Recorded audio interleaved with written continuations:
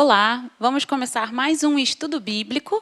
Eu sou a pastora Débora de Paula, aqui da Igreja Evangélica Pentecostal Cristã, em Botafogo, Rio de Janeiro. Você é bem-vindo ao nosso canal. Fique ligado para assistir uma série de estudos que nós temos colocado aqui. Este mês de maio, nós comemoramos o Dia da Família. Dia 15 de maio é o Dia da Família. E por esse motivo, nós este mês estaremos trazendo estudos relacionados a isso. E hoje, me baseando em Neemias capítulo 4, nós vamos conversar um pouco sobre algumas estratégias para conseguirmos ajudar as nossas famílias a se manter unidas, a se manter bem estruturadas, a resolver problemas, a se manter blindadas de tantas ameaças que nós vemos e enfrentamos por aqui. Então, eu te convido a se unir a mim e nós, então, daremos início à leitura de Neemias capítulo 4, a partir do versículo 7. Vamos lá? E a este estudo eu dei o título de Mãos ao Muro. E a gente vai entender por quê. Vamos então à leitura bíblica. A partir do versículo 7, nós lemos assim: Mas, quando Sambalate, Tobias, os árabes, os amonitas e os asdonitas ouviram que a reparação das muralhas de Jerusalém ia adiante, e que já se começavam a fechar-lhe as brechas, ficaram muito irados. Todos se ajuntaram de comum acordo para virem atacar Jerusalém e criar confusão ali. Porém, nós oramos ao nosso Deus e, como proteção, pusemos guarda contra eles de dia e de noite. Então, os que estavam em Judá disseram: Os carregadores já não têm mais forças e os escombros são muitos. Nós mesmos não seremos capazes de reconstruir a muralha. Os nossos inimigos diziam entre si: Eles não ficarão sabendo, nem verão nada, até que entremos no meio deles e os matemos. E assim vamos fazer com que a obra pare. Os judeus que habitavam na vizinhança deles nos disseram 10 vezes: De todos os lugares onde moram, eles nos atacarão. Então, pus o povo por famílias nos lugares baixos e abertos, por detrás da muralha, e com as suas espadas, as suas lanças e os seus arcos. Depois de fazer uma inspeção, levantei-me e disse aos nobres, aos magistrados e ao resto do povo: Não tenham medo deles. Lembrem-se do Senhor, grande e temível, e lutem pelos seus irmãos, filhos, seus filhos, suas filhas, pelas mulheres e pela casa de vocês. Quando os nossos inimigos ouviram que nós já sabíamos disso e que Deus tinha frustrado os planos deles, voltamos todos nós para a muralha, cada um à sua obra. Daquele dia em diante, metade dos meus homens trabalhava na obra e a outra metade empunhava as lanças, escudos, arcos e couraças. E os chefes estavam por trás de toda a casa de Judá que reconstruía a muralha. Os carregadores, que por si mesmo tomavam as cargas, cada um com uma mão fazia a obra e com a outra segurava a arma. Os construtores, cada um trazia a sua espada na cintura enquanto construíam. O que tocava a trombeta estava ao meu lado. Eu disse aos nobres, aos magistrados e ao resto do povo: Grande e extensa é a obra, e nós estamos espalhados na muralha, longe uns dos outros.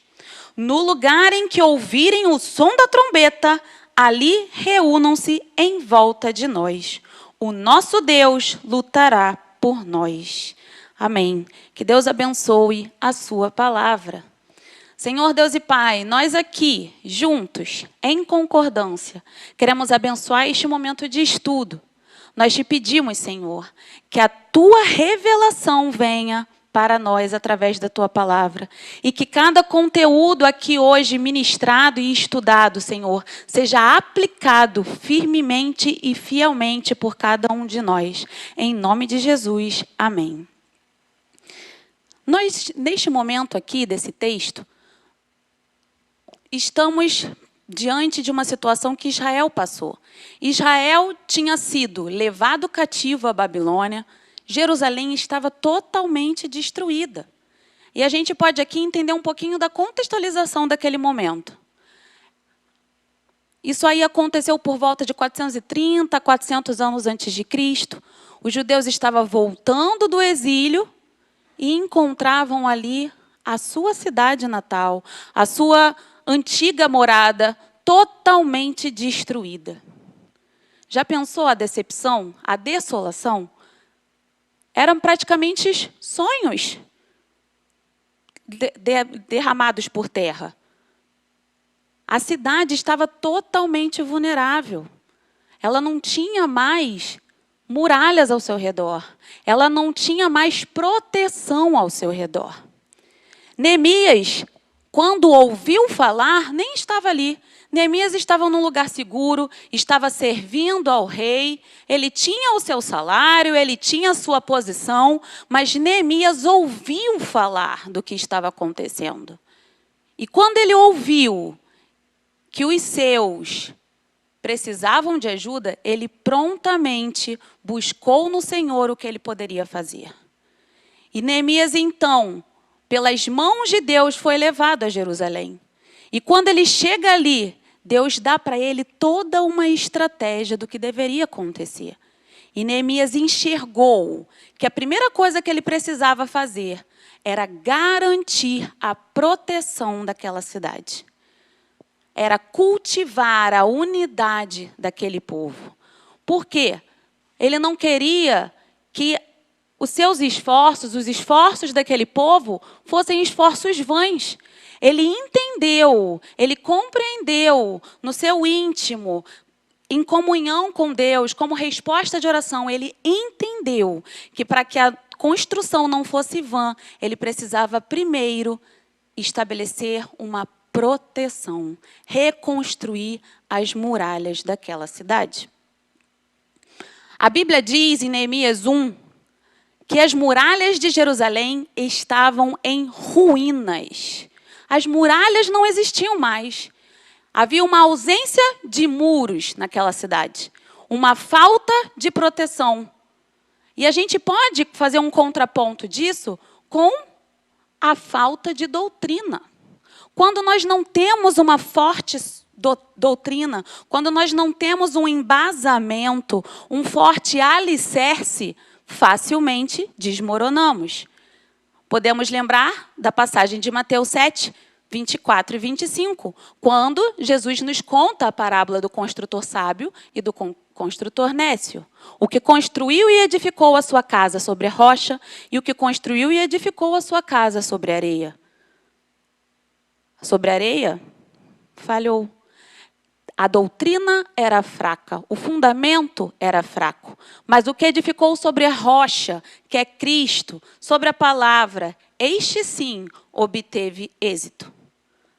A Bíblia diz também que os portões estavam destruídos pelo fogo. Não havia, portanto, portas. Quando não há porta, ou quando a porta está aberta, escancarada, o que acontece com a nossa casa? O que acontece com a nossa igreja? Quando qualquer um pode entrar e fazer o que quiser. Um forasteiro qualquer pode entrar e ensinar o que quiser dentro da nossa casa. Um forasteiro qualquer pode entrar, pegar um microfone e falar. Quando a gente abre as portas sem cuidado, a gente enfrenta uma forte vulnerabilidade. E aí a gente dá espaço para falsas verdades se instalarem aos nossos meios. E a mentira nada mais traz do que destruição. As falsas doutrinas trazem destruição. E a gente pode trazer esse ensinamento para dentro das nossas casas. Como hoje nós podemos blindar os nossos lares das mentiras que o mundo prega? Como nós podemos cuidar dos nossos filhos, cuidar dos nossos pais, cuidar do nosso matrimônio? Como? Precisamos olhar para dentro das nossas casas, porque as famílias, elas estão vulneráveis nos dias de hoje, como estavam naquele momento. As famílias de Israel, voltando de Babilônia, estavam vulneráveis. Elas tinham vivido um período fora da sua nação. Elas tinham visto suas filhas, seus filhos dados à prostituição, passado fome, morrido por mazelas múltiplas. Eles tinham passado um período de grande dor. Sonhos certamente tinham morrido e o medo inundava seus corações. A incerteza era um sentimento presente. Não podemos pensar que isso ainda acontece hoje? Temos sido bombardeados com tantas informações, informações verdadeiras e falsas. Vivemos num mundo onde as fake news se propagam de uma maneira absurdamente rápida. E isso nos causa medo. Isso nos causa insegurança. Como será o dia de amanhã? Como meu filho viverá amanhã? Como meu filho criará os seus filhos? Vivemos hoje num grande paradoxo. Enquanto a comunicação, a tecnologia avança numa velocidade praticamente da luz, e nós deveríamos estar cada vez mais conectados, o que acontece é justamente o contrário. Existe hoje um distanciamento, uma solidão e até mesmo um silêncio. Na era da comunicação, há um silêncio. O que o mundo diz para nós? O mundo diz, você se basta. Então, basta você, um celular, uma TV, um streaming. Basta isso. Você se basta. Olhe para você mesmo. Não é isso que nós ouvimos? Mas não é isso que a Bíblia diz para nós. A Bíblia diz justamente o contrário. A Bíblia diz, unam-se, congreguem, ajudem-se, suportem uns aos outros, estendam a mão. É isso que a Bíblia diz. Olhe para dentro da sua casa. Saiba ouvir. Seja tardio no falar. É isso que a Bíblia diz para nós. E Neemias, naquele tempo, enxergou na família uma célula para o trabalho. Uma resposta para a edificação segura. Nos capítulos 3 e 4, Neemias estrategicamente organiza os trabalhadores por suas famílias. E ele separa ali. A família Silva vai ficar com essa parte. A Pereira vai ficar com essa segunda parte. A Siqueira vai pegar essa terceira parte. E por assim por diante. E ele vai dando, família por família, precisavam aprender a trabalhar lado a lado. Todos sabendo que tinham um objetivo em comum.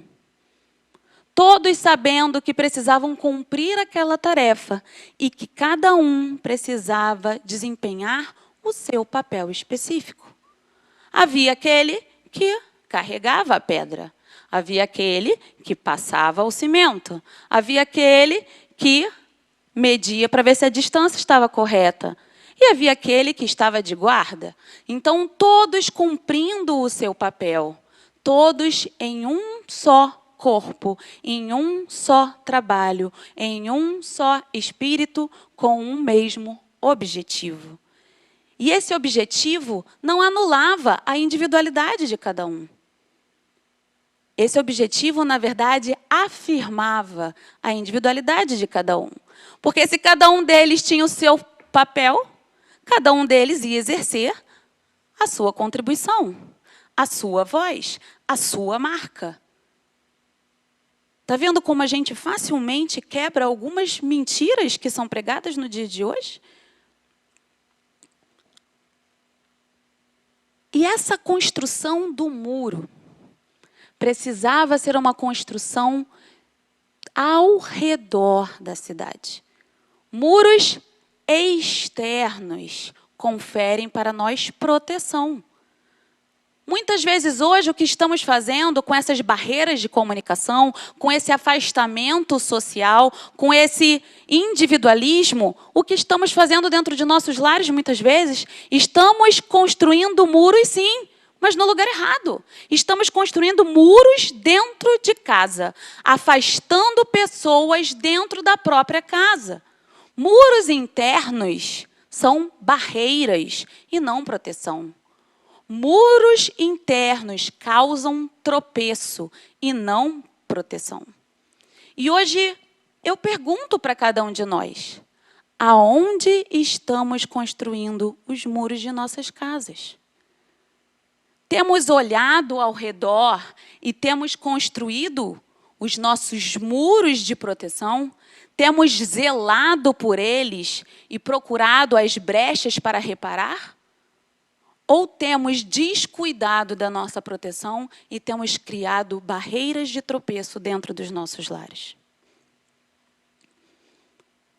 Se você tem certeza que está construindo do lado de fora, então eu volto a perguntar sobre as brechas. Como estão os seus muros? Você tem zelado pelos seus muros?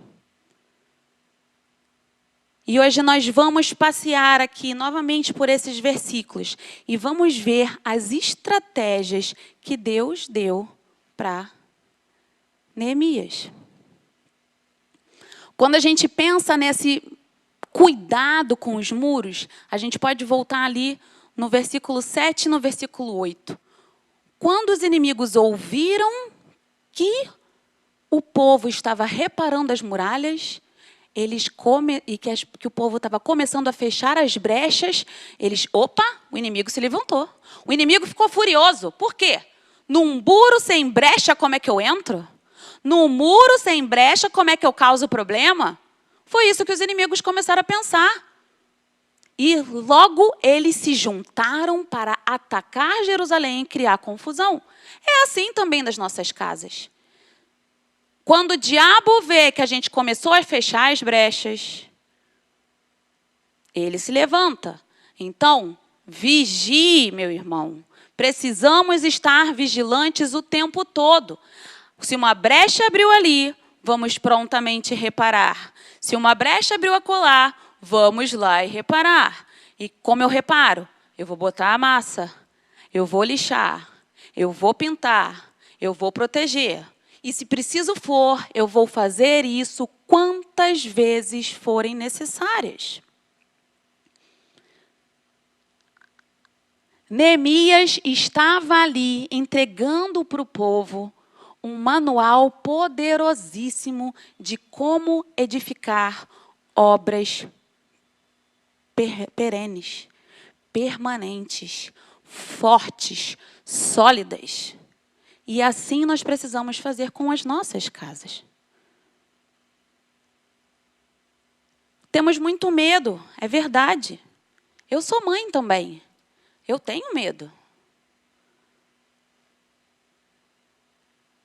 Medo de falhar na educação.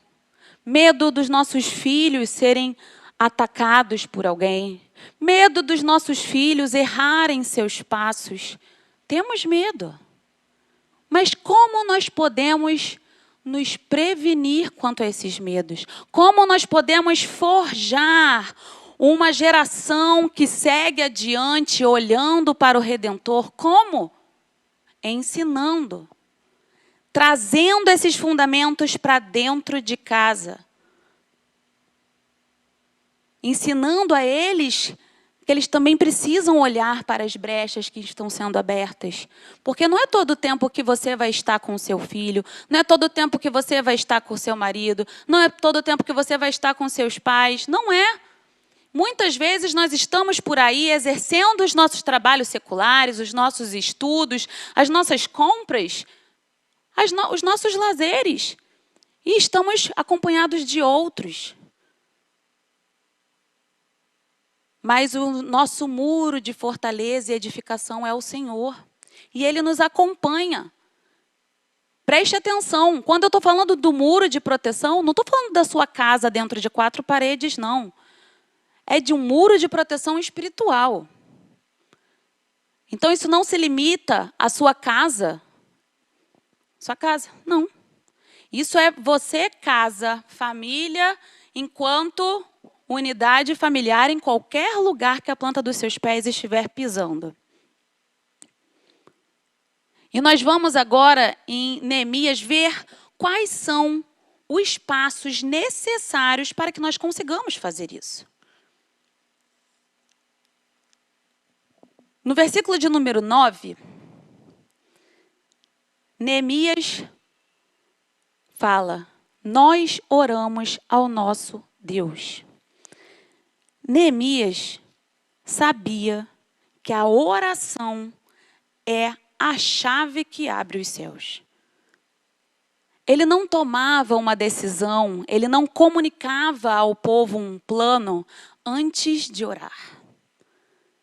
Ele, quando soube da notícia de Jerusalém, Jerusalém está assolada, a população está chorando, tudo está em ruína.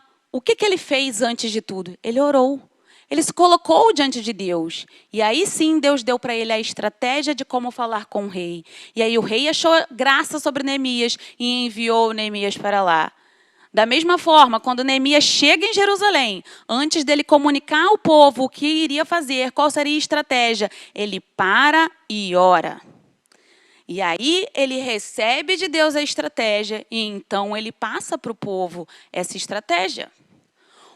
O livro de Neemias tem 13 capítulos. E nesses 13 capítulos nós temos 11 orações registradas. Vê se não é um livro que nós podemos aprender sobre oração. É um livro riquíssimo. Hoje nós estamos nos atendo ao capítulo 4, mas eu te incentivo a ler o livro como um todo. Ele é riquíssimo. E ele é cheio de estratégias para nós, para toda a nossa vida. A gente pode falar e citar alguns versículos que têm a ver com essa questão da chave se abrir, da resposta de oração. E você pode depois olhar em sua Bíblia. Filipenses 4, 6 a 7. Primeira carta de João 3, 22. Salmos 107, 28 a 30. Mateus 21, 22. Lucas 11, 9. Tiago 5, 14 a 16. Leia cada um deles e Deus falará com você. O segundo ponto, e que também é relativo ao nosso posicionamento. Então, o primeiro, oração. O segundo, vigilância. Também no versículo 9, nós lemos que pusemos guarda contra eles de dia e de noite. O primeiro passo, então, é a oração, mas não é uma oração passiva. Neemias nos ensina que para nós nos posicionarmos como família, ou pela família, nós não podemos ter meramente uma oração passiva. Não é simplesmente, eu entrego nas mãos de Deus e eu lavo as minhas mãos. Não.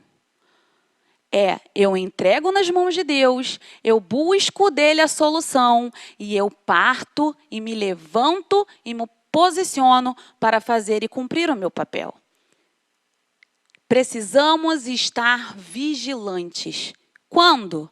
O tempo todo. É preciso haver uma constância, porque a gente não sabe.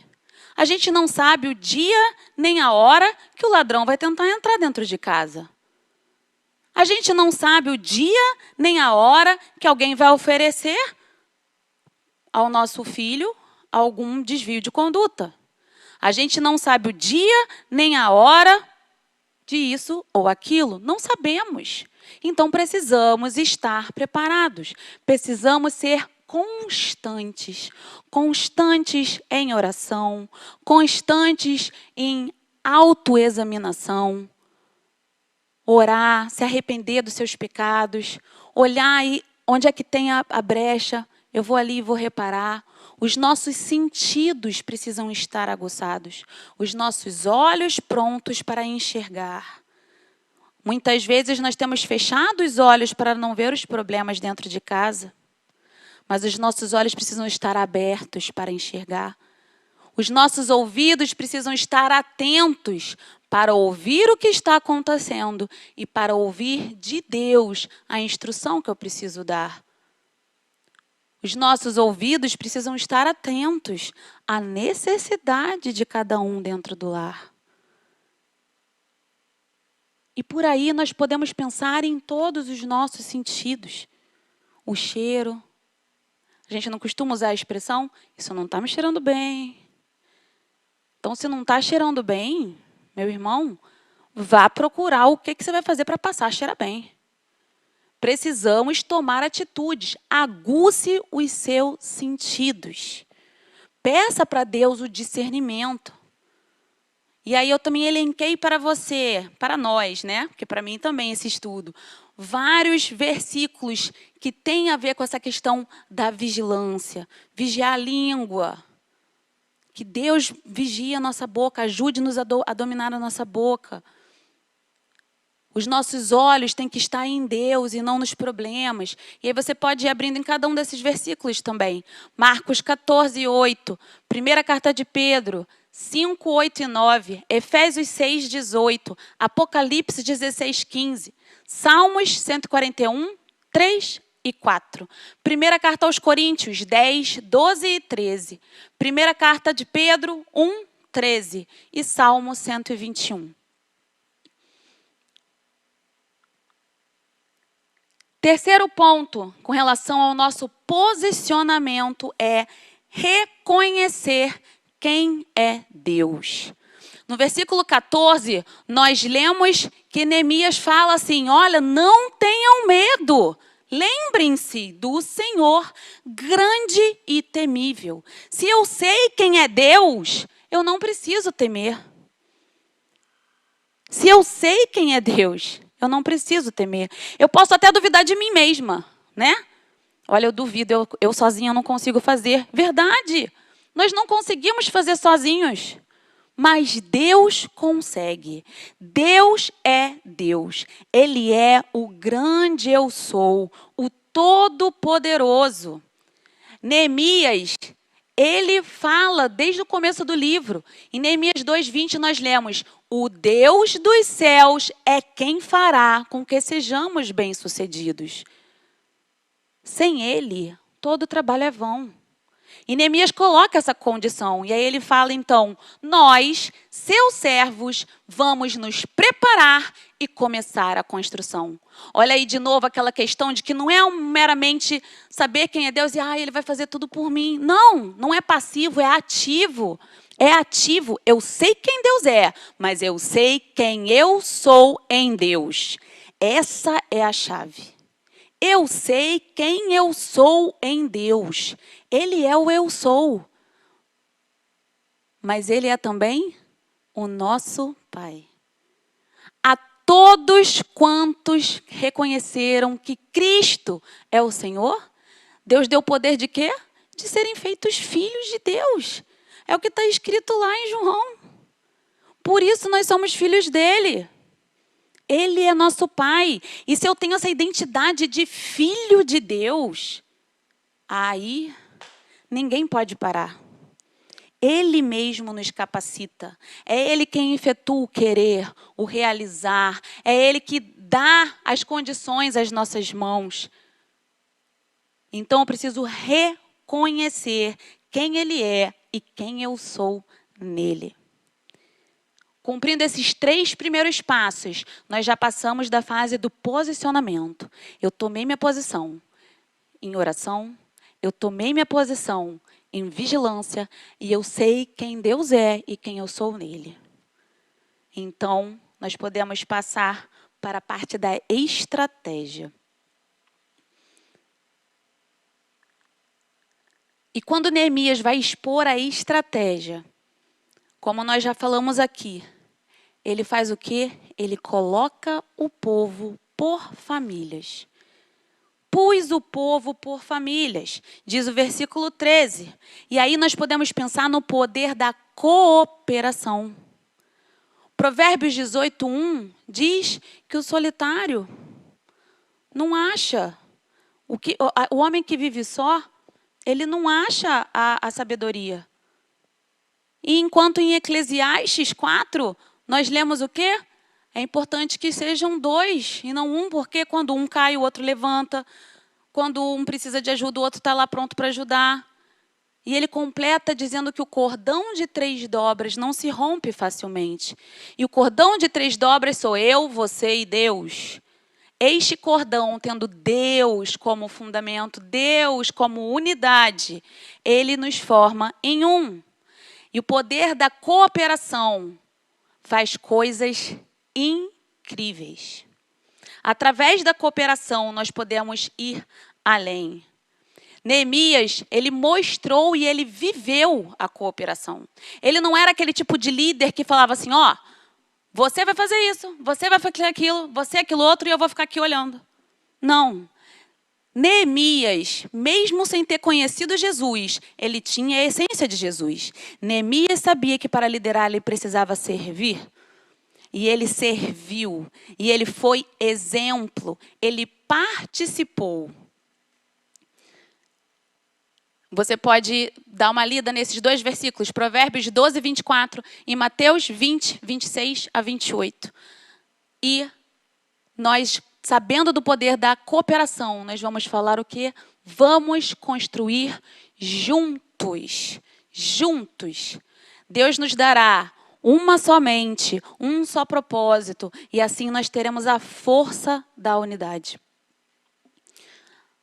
O segundo passo, a segunda estratégia, é uma comunicação eficaz. Neemias era um cara que sabia falar. E ele não apenas sabia comunicar a mensagem, mas ele sabia quando comunicar a mensagem. Adianta você falar se alguém não está prestando atenção no que está sendo falado? Se você falar na hora que alguém não está prestando atenção, você vai falar em vão. Adianta você falar inglês com alguém que só saiba português? Também não. Adianta você escrever e dar para uma criança de 1 ano ler? Também não. A mensagem não vai chegar. Então existe o momento certo de falar e o modo certo de falar. E Neemias sabia. Ele sabia o poder de uma comunicação eficaz. E Neemias não era um cara que chegava e jogava o problema. Não. Ele era um cara que reconhecia o problema, levava para Deus em oração, buscava em Deus a solução, voltava com a solução e aí sim ele falava. Ele não procurava culpados para aquilo ter acontecido. Ele buscava a solução para aquilo. Quantas vezes nós ficamos procurando culpados para os problemas que acontecem dentro das nossas casas, em vez de nós buscarmos a solução para esses problemas? Nós podemos ler também Eclesiastes 5:2, Tiago 1:19 e Salmo 19:4.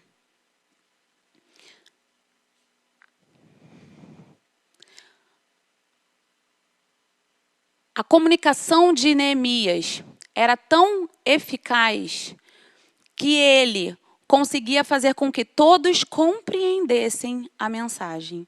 E uma vez que você compreende a mensagem, você pode passar aquela mensagem adiante. É como um slogan de uma empresa que você capta a mensagem, entende a mensagem e passa a vender a mensagem.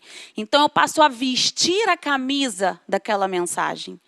Neemias, ele falou para o povo, olha, todos vocês, os nobres, os magistrados, o resto do povo, ou seja, do mais letrado ao menos letrado, do mais importante, entre aspas, ao mais importante, do menor ao maior, do mais velho ao mais novo, todos.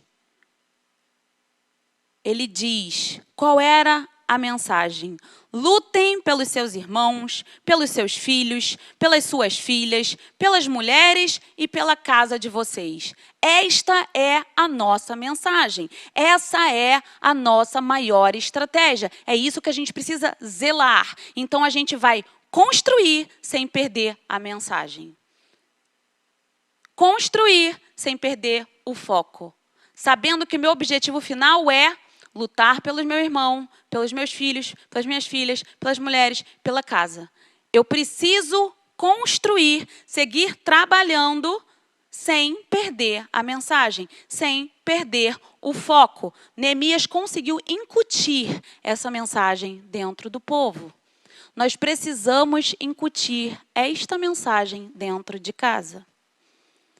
Vivam, mas lutem pelos seus irmãos, pelos seus filhos, pelas suas filhas, pelas mulheres, pela sua casa. Lute. Você vai sair para trabalhar sim. O seu filho vai para a escola sim. Mas eu não vou perder a essência, eu não vou perder a mensagem. E como que eu consigo manter viva essa mensagem? Como? Como que eu vou conseguir fazer isso?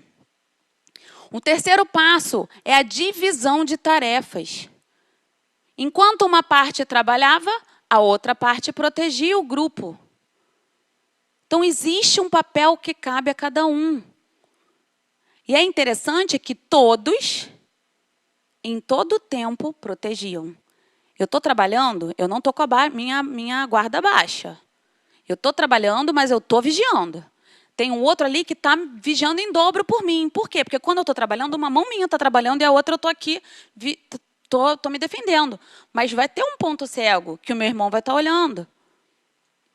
Isso é a importância de andar em família, de estar em família. E cada um tem um papel dentro da família. A gente está falando aqui da obra, mas tem um papel dentro da família. Eu não posso ser mãe e querer ter um papel de irmã com a minha filha. Não adianta. Eu não vou cumprir meu papel de mãe se eu for irmã da minha filha. Eu vou ser amiga, sim, mas não irmã. O lugar de irmão é dos irmãos dela. O meu lugar é o lugar de mãe. Eu preciso ser mãe. Eu não posso ser filha do meu marido. Eu preciso ser esposa dele. E assim vai. Cada um tem um papel dentro da casa. E cada papel precisa ser cumprido com zelo e atenção. Assim nós vamos garantir a construção desse muro. Assim nós vamos garantir a permanência da segurança da casa. Assim eu vou dar autonomia para o meu filho, para a minha filha. Quando cada um exerce o seu papel, cada um desenvolve com mais segurança a sua identidade. Cada um desenvolve com mais segurança o seu papel. Cada um consegue expor com mais segurança as suas ideias, defender os seus pontos. Mas mantendo o quê? A comunicação, mantendo o quê? O respeito, mantendo o quê? A habilidade de ouvir. E eu te convido a ler cada um desses versículos. Nós podemos, na Bíblia, nós temos a instrução de todos os papéis. Como é que eu faço para ser um bom filho? Como é que eu faço para ser um bom genro? Como é que eu faço para ser um bom neto? Como é que eu faço para ser uma boa viúva? Até isso tem, gente. Então, a gente pode, na Bíblia, entender qual é o nosso papel dentro da família. Como eu devo fazer? Como eu devo me portar? Como eu vou ser um bom irmão? Como? Leia, estude a palavra, encha-se de Deus e você revelará Deus. E você será uma expressão viva do que Jesus ensinou. Podemos passar?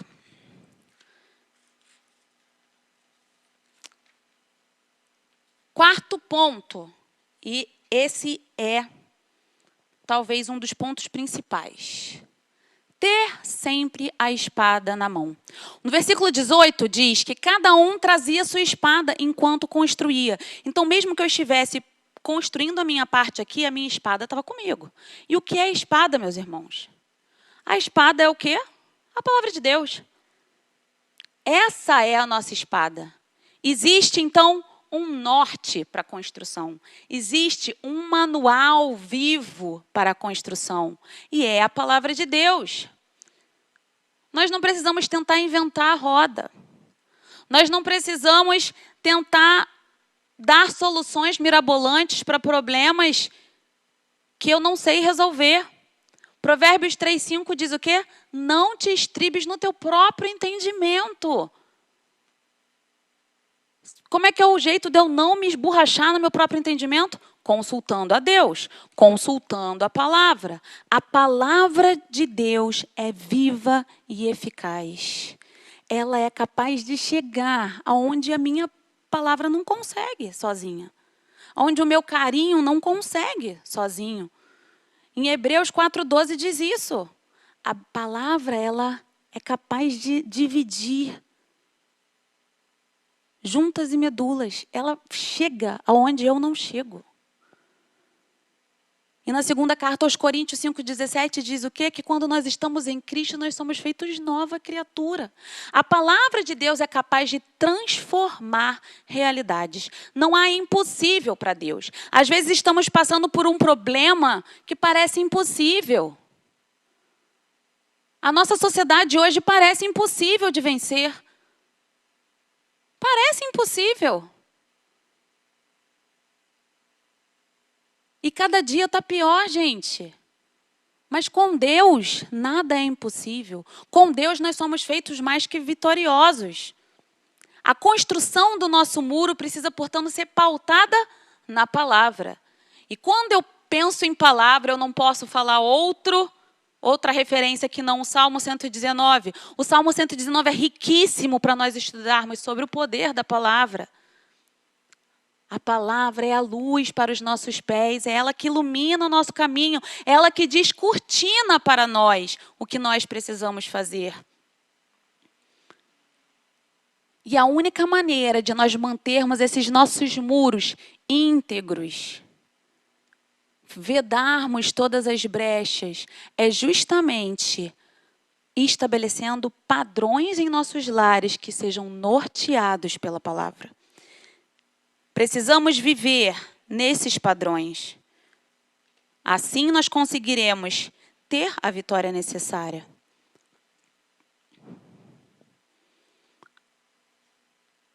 Quinto passo da nossa estratégia: união. Nós terminamos o texto lendo que Neemias mais uma vez fala aos nobres magistrados e ao resto do povo que quando eles ouvissem o som da trombeta, por mais longe que eles estivessem, aonde aquele som estivesse tocando, eles precisavam se reunir. Eles precisavam chegar junto. Quem? Só os mais novos? Não. Do mais novo ao mais velho. Quem? Só os que sabiam ler? Não. Os que sabiam, os que não sabiam, todos. Do mais novo ao mais velho, do mais letrado ao menos letrado. Todos precisavam estar atentos à necessidade daquela parte. Assim precisa ser dentro de casa. Vai ter hora que eu vou ter que largar tudo para acudir um? Vai. E eu vou fazer. Por quê? Porque eu amo a minha casa. Vai ter hora que a gente vai precisar sim abrir mão para correr e estar ali presente. Esse é o poder da união. Isso é ser um. É se negar muitas vezes. É abrir mão de uma série à noite para poder dar atenção para alguém que está precisando. Às vezes num telefonema, às vezes presencialmente. Às vezes alguém precisa da sua companhia para bater perna por aí. Dar uma respirada, dar uma passarinhada. Seja presente, esteja presente. Nós precisamos saber ser um. E eu te convido a ler Filipenses 2, 1 e 2, João 17, 20 a 23, a oração que Jesus fez por nós, clamando justamente por essa unidade. E ele diz nessa oração que através dessa unidade reconheceriam Deus em nós. Você não quer que reconheçam Deus dentro da sua casa? Aprenda a ser um. Ser um é dizer não para si mesmo. Muitas vezes. Isso é agradável aos olhos de Deus. Isso é agradável aos olhos de Deus. Precisamos aprender a deixar a nossa individualidade um pouco de lado de vez em quando, para olhar as necessidades dentro de casa. E por fim, tendo nós passado pela etapa do posicionamento, passado pela etapa da nossa estratégia, de colocar a estratégia em prática, a última coisa é só correr para o abraço, gente. A última coisa é o quê? A gente tem a certeza de que a vitória é do Senhor. O versículo 20, ele termina dizendo: o nosso Deus lutará por nós. Quando que o nosso Deus lutará por nós, gente? Quando nós cumprirmos estes passos até aqui. Se eu me levanto, se eu me posiciono, se eu oro, se eu vigio, se eu reconheço quem Ele é e quem eu sou nele, se eu ponho em prática as estratégias que Ele me deu, se eu sei cooperar dentro de casa, se eu sei exercer o meu trabalho dentro de casa, se eu sei me comunicar, se eu sei usar a palavra com sabedoria, se eu sei me fazer presente, então eu sei que eu não estou lutando sozinha, mas que Deus se levanta e Ele luta por nós. E se Deus é por nós, quem será contra nós? Como diz em Romanos 8. O que nós precisamos fazer é nos levantar. O que nós precisamos fazer é fazer a nossa parte. O que nós precisamos fazer é ter a certeza de que Ele não falha. Ele é o mesmo hoje, ontem e sempre há de ser. Ele é o nosso Deus, Emanuel, Deus conosco, o Deus presente. E hoje eu te convido para se posicionar diante de Deus pela tua família. Eu te convido a se colocar diante dele como um Neemias para a sua casa. Eu quero ser essa pessoa que vai se posicionar. Eu quero ser essa pessoa que vai buscar em Deus as estratégias. Eu quero ser essa pessoa que vai lançar essa mensagem transformadora. Eu vou fazer a minha parte nesta construção. Eu vou levar a minha mão ao muro. Amém? Eu vou fazer a minha parte. E eu quero te convidar a fazer a sua parte. Eu quero te convidar a fazer uma oração comigo agora, se comprometendo com Deus. Eu te convido a fechar os seus olhos onde você estiver. Traga à sua memória os problemas que você tem enfrentado na sua família.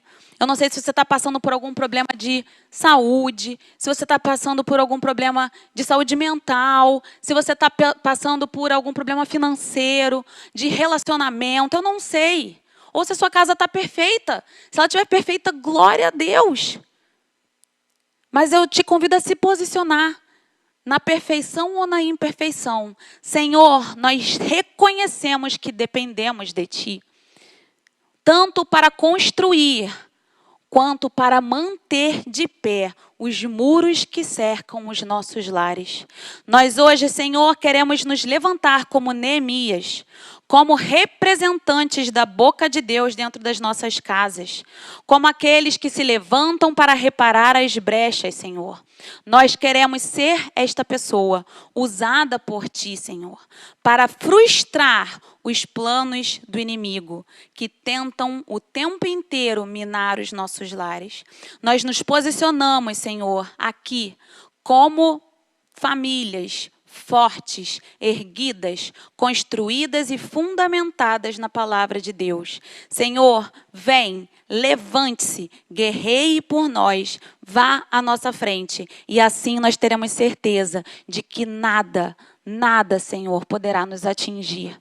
Nós glorificamos o Teu nome, Senhor, e nós desde já Te agradecemos, porque teremos famílias vitoriosas em Ti, Senhor, onde filhos honram pais, onde esposas saibam respeitar os seus maridos, onde os maridos amem suas esposas como Cristo amou a igreja, onde os netos sabem honrar os seus avós, onde todos sabem ouvir uns aos outros e falar com ternura e amor. Senhor, nós pedimos, restaura os laços dentro das nossas casas e que nós saibamos como falar, e que nós saibamos como ouvir, e que nós saibamos como ser presentes uns para os outros. Em nome de Jesus.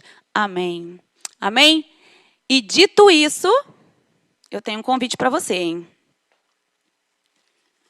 Chegou a hora da gente vestir as nossas roupas de proteção.